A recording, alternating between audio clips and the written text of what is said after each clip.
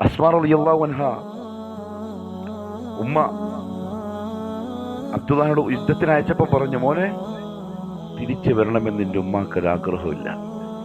മോനോടാ പറയുന്നു, എനിക്ക് എൻ്റെ റബ്ബിൻ്റെ കോടതിയിൽ ഷഹീദിൻ്റെ ഉമ്മ എവിടെ എന്നെ പറ്റി ചോദിക്കണം, അതാണ് എൻ്റെ ആഗ്രഹം. യുദ്ധം കഴിഞ്ഞു. ഖുറൈശികൾ എന്താ ചെയ്തെന്നറിയോ?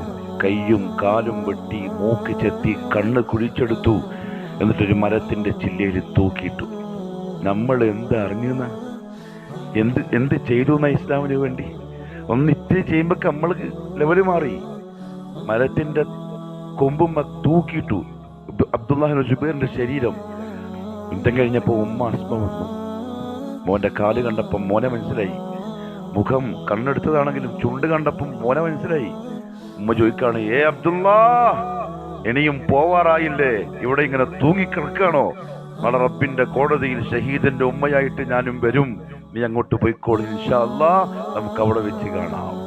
ഏതാണ് ആ ഉമ്മ, ഏതാണ് ആ മോൻ?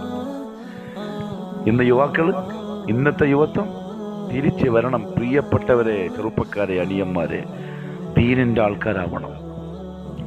യുവത്വം കഴിഞ്ഞാൽ കഴിയില്ല. നിരിക്കാനും നിവർന്നു നിൽക്കാനും നിസ്കരിക്കാനും സുജൂദ് ചെയ്യാനും പ്രയാസപ്പെടുന്ന ആൾക്കാരെ കാണുന്നില്ലേ? അത് കഴിഞ്ഞാൽ പോയി. ആഗ്രഹം വരും, കാരണം വയസ്സ് തീർന്നു, രസം തീർന്നു, പ്രസരിപ്പ് കഴിഞ്ഞു. എനിക്ക് കൊതി വരും. കൊതിച്ചിട്ട് കാര്യമില്ല. മനസ്സാഗ്രഹിക്കുന്നിടത്ത് ശരീരം ഇനി എത്തൂല.